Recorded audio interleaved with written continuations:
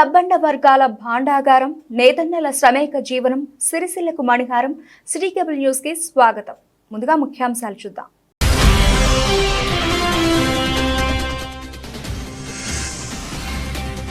ప్రజావాణిలో వచ్చే ఫిర్యాదులపై తక్షణమే స్పందించాలని అధికారులను ఆదేశించిన జిల్లా కలెక్టర్ సందీప్ కుమార్ ఝా.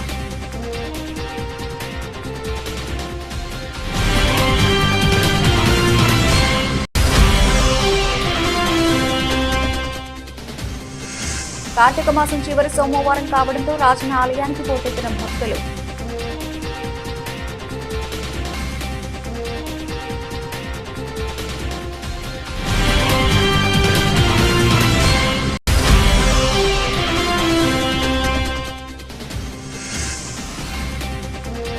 తంగళపల్లి మండలం బదనపల్లి గ్రామంలో 3 రోజుల శిక్షణ కార్యక్రమంలో పాల్గొన్న ట్రైనీ ఐఏఎస్ అధికారులు.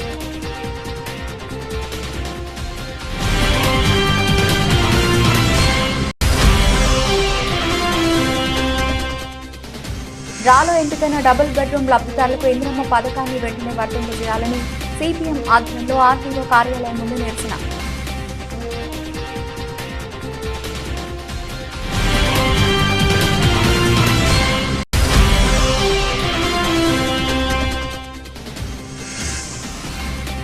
పోలీస్ స్టేషన్ కు వచ్చే బాధితుల నుంచి ఫిర్యాదులు స్వీకరించి తక్షణమే సాయం అందించేలా గ్రీవెన్స్ డే ఏర్పాటు చేశామని వెల్లడించిన జిల్లా ఎస్పీ అఖిల్ మహాజన్. సమస్యల పరిష్కారానికి ప్రభుత్వం ప్రజావాణి కార్యక్రమాన్ని నిర్వహిస్తోందని కలెక్టర్ సందీప్ కుమార్ ఝా తెలిపారు. జిల్లా సమీకృత కార్యాలయంలో సోమవారం ప్రజావాణి నిర్వహించగా కలెక్టర్ సందీప్ కుమార్ ఝా అదనపు కలెక్టర్ కీమియా నాయక్ తో కలిసి ప్రజల నుంచి దరఖాస్తులు స్వీకరించారు. ప్రజావాణిలో వచ్చే దరఖాస్తులను నిర్ణీత గడువులోగా పరిష్కరించాలని జిల్లా కలెక్టర్ సందీప్ కుమార్ ఝా అధికారులను ఆదేశించారు. ఆయా శాఖలకు కలిపి మొత్తం 110 దరఖాస్తులు వచ్చాయి. రెవెన్యూ శాఖకు 50, MPDO Thangallapalli 3, Ellanthakunta 2, Vemulawada 2, Vemulawada rural 1, Mustabad 4, Rudrangi 1, Chandurthi 1, Konaraopet 2, Moinpally MPDO కార్యాలయానికి 1, జిల్లా పౌర సరఫరాల అధికారి 4, జిల్లా వైద్యాధికారి 2, ఆర్ఎన్బి 2, ఎస్టీసీ ఉపాధి కల్పన శాఖకు 8, మున్సిపల్ సిరిసిల్ల 2, టీపీఆర్ఈ ఎక్సైజ్ నీటిపారుదల శాఖ, జిల్లా సంక్షేమ శాఖ అధికారి, డిఆర్డీఓ జిల్లా పశు వైద్యాధికారి 1 చొప్పున, విద్యాశాఖకు 2, గనుల శాఖ 1, సెస్ 2, జెడ్పీసీఈఓ 1, డీబీసీడీఓ 1 వినతులు వచ్చాయని అధికారులు వెల్లడించారు. ఈ కార్యక్రమంలో ఆయా శాఖల ఉన్నతాధికారులు తదితరులు పాల్గొన్నారు. వేములవాడ శ్రీ రాజరాజేశ్వర స్వామి ఆలయానికి పెద్ద సంఖ్యలో భక్తులు హాజరయ్యారు. సోమవారం కావడంతో భక్తులతో ఆలయ ప్రాంగణం కిక్కిరిసిపోయింది. కార్తీక మాసం చివరి సోమవారం అవడంతో వేములవాడ రాజన్నను పెద్ద ఎత్తున భక్తులు దర్శించుకున్నారు. ధర్మగుండంలో పుణ్యస్నానాలు ఆచరించారు. అనంతరం కోడమొక్కులు చెల్లించుకొని రాజన్నను దర్శించుకున్నారు.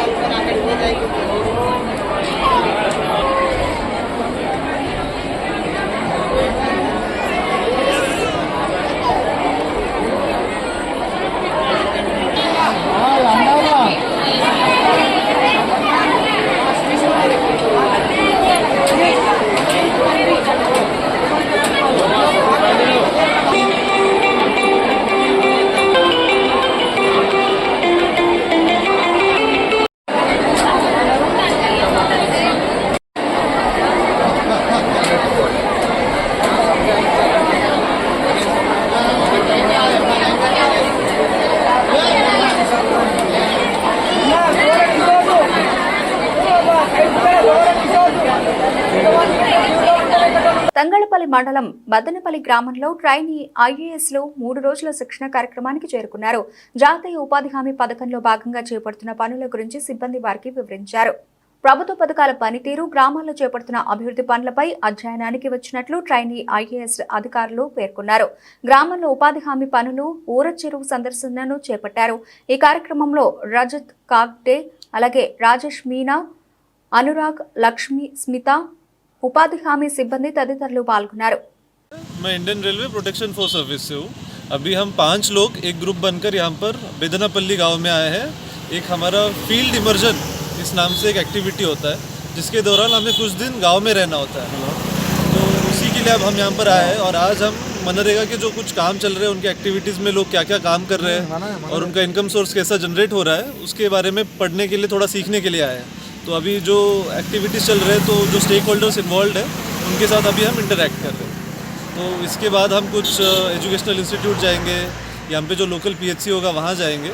तो ऐसे कुछ जो भी गांव के अंदर एक्टिविटीज़ चल रही है गवर्नमेंट की, उसे हम सीखने के लिए यहाँ पर अभी आए हैं। గత బీఆర్ఎస్ ప్రభుత్వంలో అర్హులై ఉండి కూడా డబుల్ బెడ్రూమ్లు రాని వారికి మొదటి ప్రాధాన్యతగా ఇంద్రమొయిలు ఇవ్వాలని సిపిఎం జిల్లా కార్యదర్శి ముషం రమేష్ డిమాండ్ చేశారు. ఈ మేరకు సిరిసిల్ల ఆర్డీఓ కార్యాలయం ముందు నిరసన వ్యక్తం చేశారు. గత బీఆర్ఎస్ ప్రభుత్వం అర్హులైన వారందరికీ డబుల్ బెడ్రూమ్లు అందిస్తామని చెప్పి డ్రా పెట్టి మోసం చేసింది. అప్పుడు పెద్ద ఎత్తున ఆందోళన పోరాటాలతో అప్పుడు మంత్రి కేటీఆర్ ఆధ్వర్యంలో జిల్లా కలెక్టర్ అందరికీ పట్టాలు అందించి ఇంటి నిర్మాణానికి డబ్బులు ఇస్తామని 44 మందికి పట్టాలు అందించారని సిపిఎం జిల్లా కార్యదర్శి ముషం రమేష్ వెల్లడించారు. ఎన్నికల కోడ్ అమల్లో ఉండడంతో ఆగిపోయిందని పట్టాలు ఇచ్చారు కానీ ఎక్కడో చూపించలేదన్నారు. కొత్తగా కాంగ్రెస్ ప్రభుత్వం ఏర్పాటు చేసిన సంవత్సర కాలంగా పట్టాలు ఇచ్చి 5 లక్షలు ఇస్తామని ప్రకటించి మళ్లీ దరఖాస్తులు పెట్టుకోమన్నారన్నారు.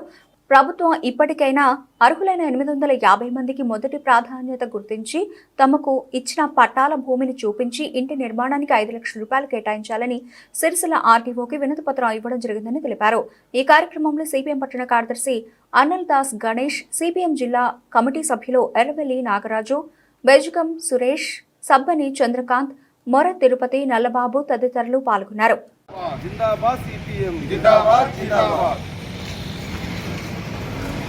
గత ప్రభుత్వం హయాంలో మరి ఎన్నికల ముందు ఏదైతే డ్రాలో రాని వారి 850 మందికి సంబంధించి అప్పుడున్నటువంటి మంత్రి కేటీఆర్ చేతుల మీదుగా కలెక్టర్ ఆధ్వర్యంలో మరి పట్టాల పంపిణీ చేయడం జరిగింది.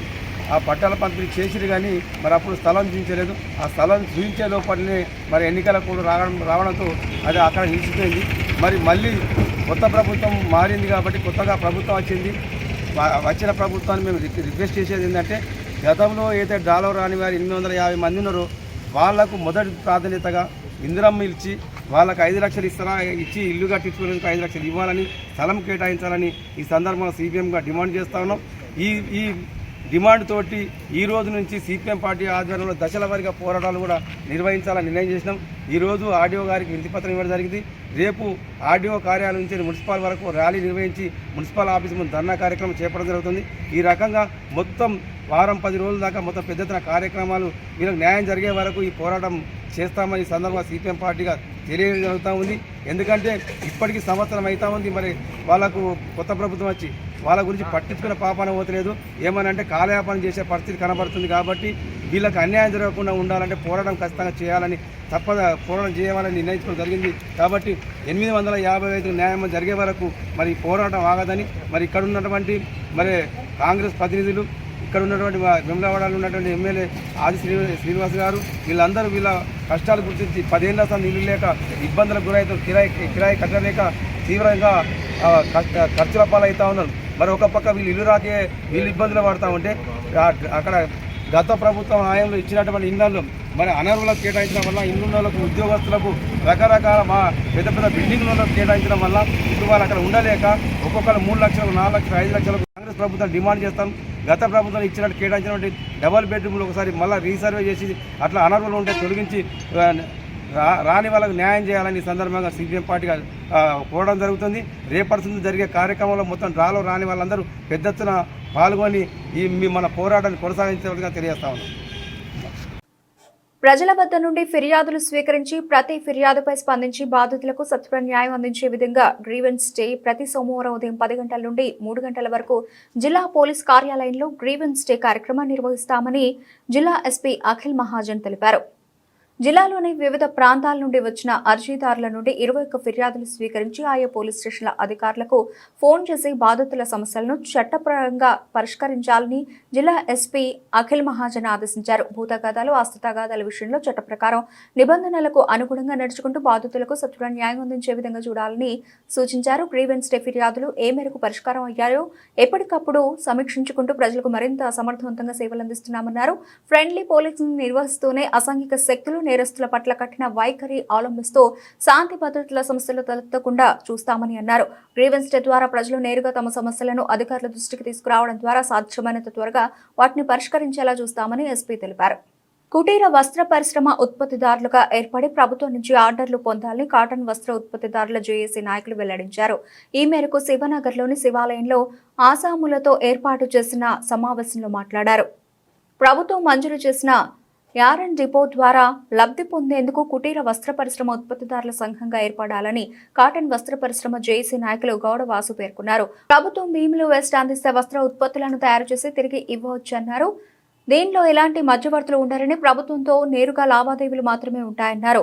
10 జోడీల లోపు ఉండే వారిని ఏ గ్రేడ్గా, 30 జోడీల లోపు ఉండే వారిని బి గ్రేడ్గా, 60 జోడీలు ఆ పై నుండే వారిని సి గ్రేడ్గా పరిగణించి ప్రభుత్వ ఆర్డర్లు ఇవ్వాలని కోరారు. ఈ కార్యక్రమంలో వస్త్ర పరిశ్రమల ఆసాములు తదితరులు పాల్గొన్నారు. అరే వీళ్ళు కూడా యజమానులే, కార్మికులు కాదు. కానీ చిన్న ఇండస్ట్రీ ఉన్నోళ్ళు, చిన్న రూమ్స్ ఉన్న విషయం అధికారులకు స్పష్టంగా అర్థమవుతుంది. కాబట్టి మీరు ఇప్పటి నుంచి ఇది కుటీర పవర్లు వస్త్ర ఉత్పత్తిదారులుగా పెట్టండి. ఇది మొదటిది. ఇక రెండో సమస్య వస్తే ఏమవుతుందంటే నూలు బ్యాంక్. ప్రభుత్వం నూలు బ్యాంక్ అనేది తీసుకొచ్చింది. ఈ నూలు బ్యాంక్ అనేది తీసుకొచ్చిన తర్వాత దీని విధి విధానాలు ఖరారు చేయాలి. ఈ విధి విధానాలు ఎవరు ఖరారు చేస్తారో అధికారులు ఖరారు చేస్తారు.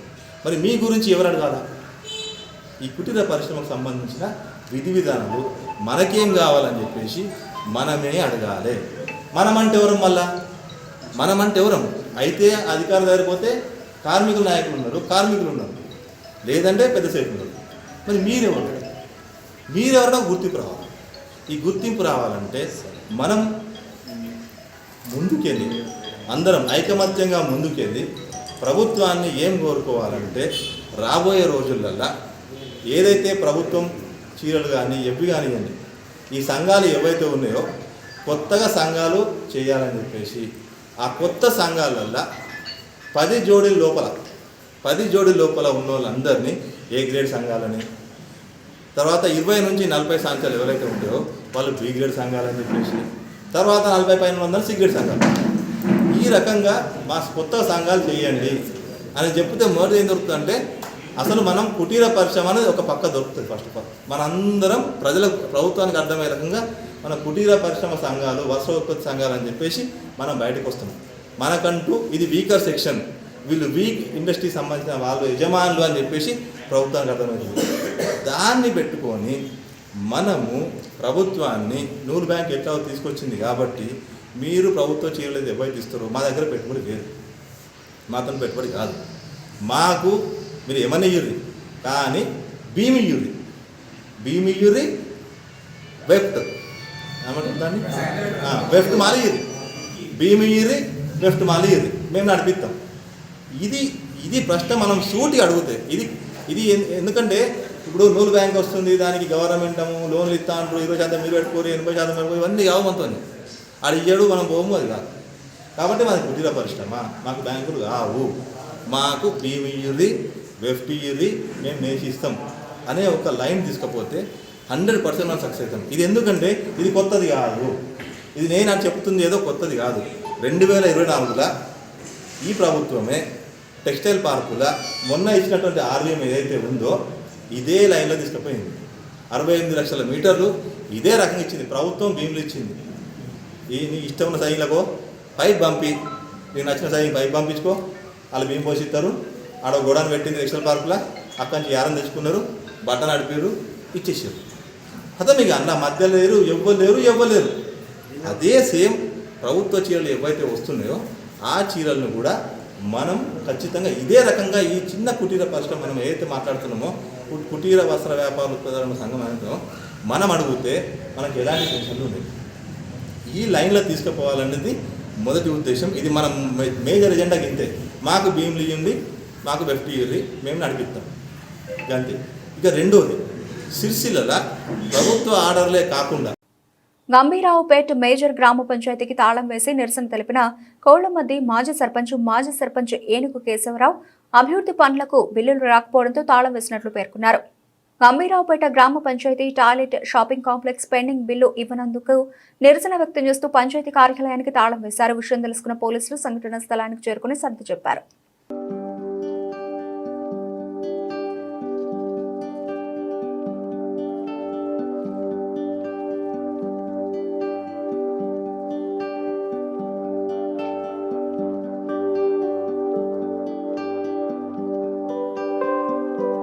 సిరిసిల్ల పట్టణంలోని శివనగర్ శివాలయంలో కార్తీక సోమవారం ప్రత్యేక పూజలు నిర్వహించారు. భక్తులు దీపాలను వెలిగిస్తూ తమ భక్తి ప్రపత్తులను చాటుకున్నారు. శివనగర్లోని శ్రీ రాజరాజేశ్వర స్వామి ఆలయంలో భక్తులు కార్తీక దీపాలు వెలిగించారు. ఈ మాసంలో చివరి సోమవారం కావడంతో పెద్ద ఎత్తున మహిళలు ఆలయ పరిసర ప్రాంతాల్లో దీపాలు వెలిగించారు.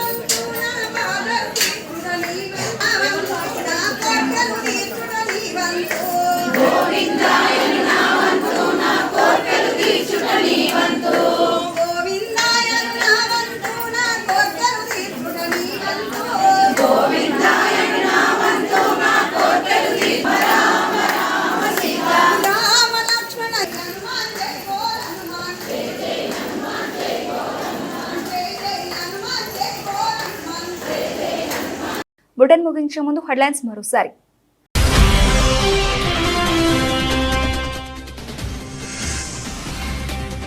ప్రజావాణిలో వచ్చే ఫిర్యాదులపై తక్షణమే స్పందించాలని అధికారులను ఆదేశించిన జిల్లా కలెక్టర్ సందీప్ కుమార్ ఝా.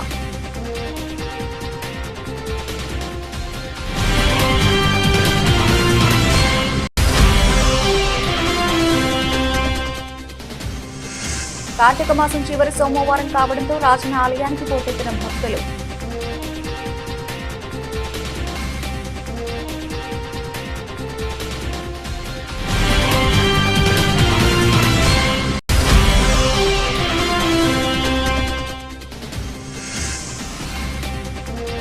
తంగళపల్లి మండలం బదనపల్లి గ్రామంలో 3 రోజుల శిక్షణ కార్యక్రమంలో పాల్గొన్న ట్రైనీ ఐఏఎస్ అధికారులు.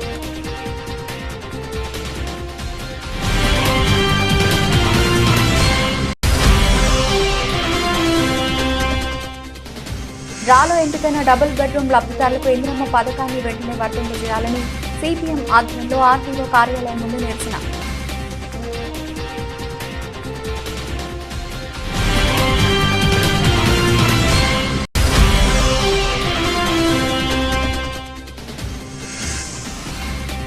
పోలీస్ స్టేషన్కు వచ్చే బాధితుల నుంచి ఫిర్యాదులు స్వీకరించి తక్షణమే సాయం అందించేలా గ్రీవెన్స్ డే ఏర్పాటు చేశామని వెల్లడించిన జిల్లా ఎస్పీ అఖిల్ మహాజన్.